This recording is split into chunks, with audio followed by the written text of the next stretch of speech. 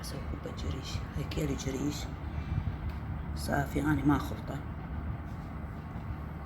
جريش الواحة كيلو ونص لحم مال بقر، واخلطه شوية غنم. ولا هيك صارت ما شاء الله. خبل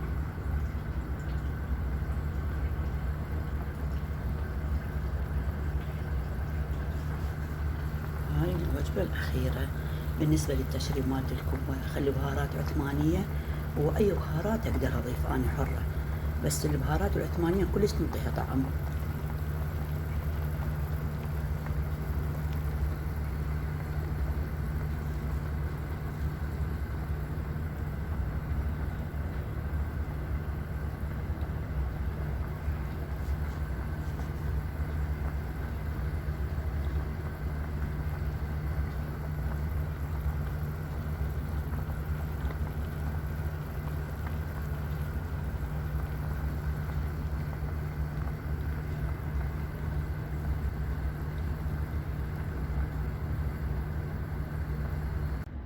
السمكة مالتها كلش خفيفة.